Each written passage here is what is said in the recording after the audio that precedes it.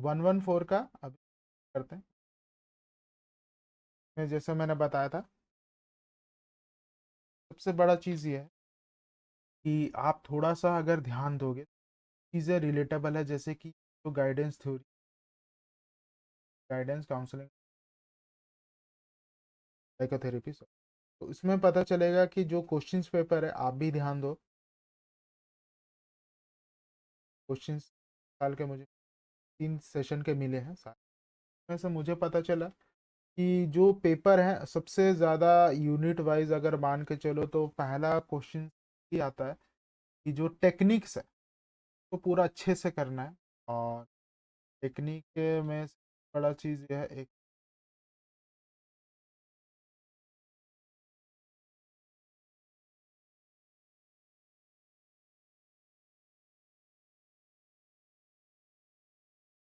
सबसे बड़ा जो चैलेंज है, मीन्स सबसे ज़्यादा ज़रूरी है जो गाइडेंस वाला, ये हमेशा आता ही है। और कुछ कुछ सेशंस में मैंने देखा है, इसका भी मैं बहुत सारा इलेबोरेट करके दूंगा।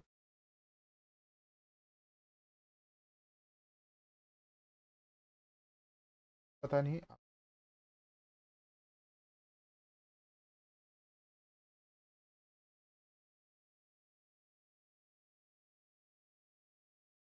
फिजिबल है क्या, हो रही है।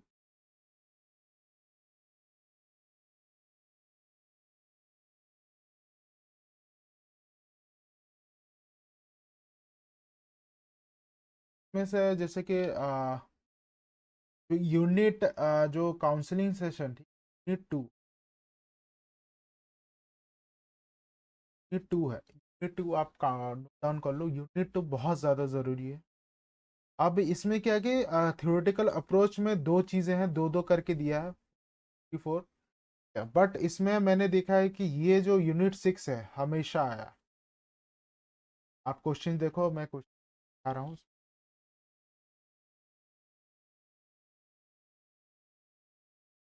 ये जून का सा ऊपर जाएंगे, 22 का पेपर देखेंगे। इसमें जैसे यूनिट काउंसलिंग थ्योरी, कॉन्सेप्ट और टेक्निक्स, टेक्निक्स वाले, थेरेपी वाले। अब थ्योरेटिकल अप्रोच इसलिए मैं कह रहा हूँ कि क्योंकि सबसे बड़ा रीज़न ये है कि जो पिछले साल का फिर पेपर उन्होंने क्या किया, इन्होंने पूरा थ्योरेटिकल दिया है। कब से दिया है, ठीक है, कब से दिया है, वो है जून से। थ्योरेटिकल पार्ट पार्ट में उन्होंने डाइवर्ट कर लिया, थ्योरेटिकल डिफरेंट मैकेनिज्म के ऊपर, ठीक है।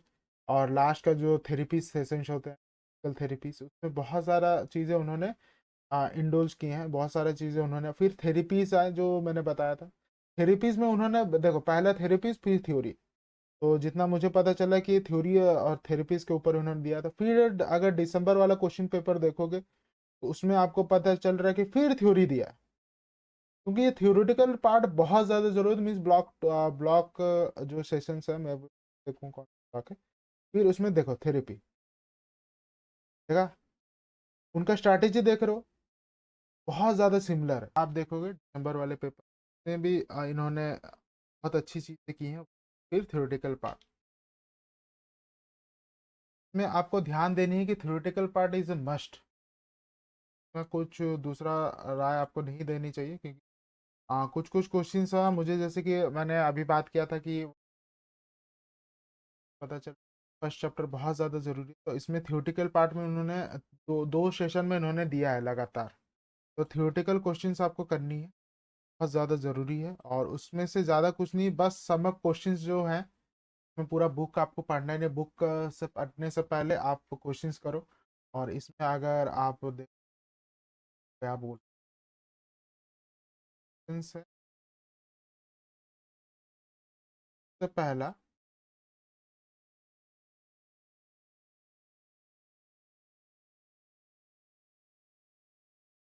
में पता चल रहा है कि थ्योरेटिकल अप्रोच करना बहुत ज़रूरी है।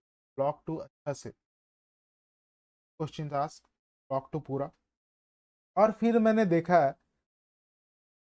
कि दो आप भी देख रहे होते कि ये जो यूनिट 10 है, ये थोड़ा सा यूनिट 10, ठीक है, ये जो टेक्निक है यूनिट 10, यूनिट 9, यूनिट 10, ये थोड़ा सा मुझे लगता है कि एक एक क्वेश्चन आ सकता है, कि हर साल इन्होंने एक क्वेश्चन देते हैं, एज ए नोट्स देते हैं, याद रखना शॉर्ट नोट्स के हिसाब से देते हैं, तो थोड़ा पढ़ना अच्छा से, उसको थोड़ा सा इलोबरेट करके लिखना स्टार्ट करिएगा आप। Unit 9 unit 10 is a must. और जैसे कि काउंसलिंग के थ्योरी ने उन्होंने उन्होंने एक एक क्वेश्चन डाला था, तो मुझे लगता है कि इस बार भी वो कर सकते हैं, बट एक बार आप ना थोड़ा सा घूम के जाते हैं, थोड़ा सा अलग से सोचते हैं, और थोड़ा सा स्पेशल पॉपुलेशन में ध्यान देते हैं, क्योंकि वो ना हमेशा हो सकता है काउंसलिंग में बहुत सारी चीज़ें हैं, यूनिट है, उनको पता है, और ये सारे क्वेश्चंस थोड़े थोड़े यूनिट में आए हैं, वो है 11 12 और 13 आए हैं। तो मुझे लगता है कि इस बार 15 भी थोड़ा पढ़ लेना चाहिए, स्पेशल पॉपुलेशन।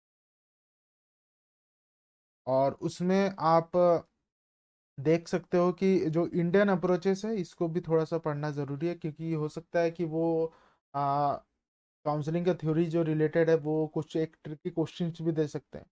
तो ये सारे एनालाइजेशन मेरे अकॉर्डिंग हो सकता है, कुछ नहीं, बट मुझे लगता है कि जो मैंने एनालिसिस किया है कि उसके अकॉर्डिंग चार दो का नहीं है, और 8 क्वेश्चंस रहते हैं, तो मुझे लगता है कि जो थ्योरेटिकल पार्ट है, ये तो पूरा अच्छा से करना है। इसमें से अगर 2 क्वेश्चन 3 क्वेश्चन आ गया, और ऊपर का इंट्रोडक्शन वाला पार्ट में अगर यूनिट 2 का भी एक क्वेश्चन आ गया, तो आपका 4 क्वेश्चन ऐसे ही, मतलब 5 क्वेश्चन ही, तो आपका थोड़ा टाइम बचेगा। अब इसमें क्या है कि आप लिख सारा सकते हो, टेक्निक्स ज़्यादा अच्छे हैं इसमें, अंडरस्टैंडिंग है। और अगर आप क्वेश्चन आंसर इसको अच्छा से लिखोगे, तो आपको पता चलेगा कि सेशन वाइज इसमें की गई है काम काम बहुत अच्छे से। अब मान लो कि मैं एक चीज़ वो बता सकता हूँ कि ये जो 15 वाला जो सेशन है, 15 और जो लास्ट का जो सेशन है, यूनिट है, और उसमें 15 16 और 17, तो उसमें एक चीज़ आप देख सकते हो कि इनका जो क्वेश्चन है ना, थोड़ा 15 का थोड़ा ट्रिकी है। अब वो ना थोड़ा सा, जैसे कि ये ब्रीफ काउंसलिंग इन डिटेल, अगर मान लो कि ये ऐसा क्वेश्चन दे दिया, तो क्या लगता है कैसे आप लिख पाओगे? ये थोड़ा सा ना अभी इतना दिमाग में, देख ब्रीफ काउंसलिंग के रिलेटेड हम लोग जितना भी पढ़ लें, थोड़ा सा पॉइंट्स डिफर कर सकता है कभी कभी, तो थोड़ा सा ध्यान में रखना कि ऐसे क्वेश्चन भी दे सकते हैं। तो बुक्स में है, तो बुक का क्वेश्चन भी अगर देंगे, बुक के अकॉर्डिंग देंगे, तो ये क्वेश्चन तो आया ही था। तो ये स्पेशल पॉपुलेशन को थोड़ा सा ध्यान से पढ़ना होगा। जैसे कि मैंने बताया कि 15.23 यूनिट का आपका बुक का 2 क्वेश्चन 3 क्वेश्चन तो आ चुके हैं।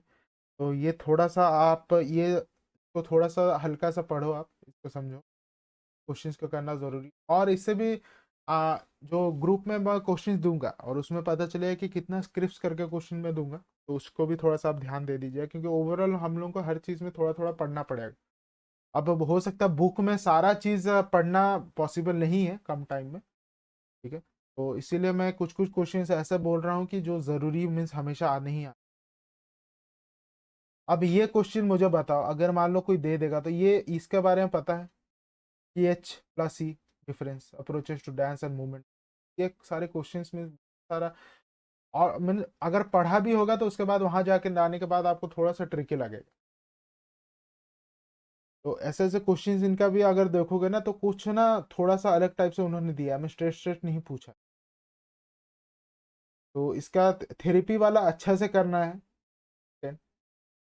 यूनिट 10 बहुत अच्छे से करना है, यूनिट 9 अच्छे जो थेरेपी वाले थेरेपी है बहुत ज़्यादा 9 10, और मुझे लग रहा है कि हाँ 9 10 बहुत ज़रूरी है, यूनिट 9 यूनिट 10 बहुत अच्छे से।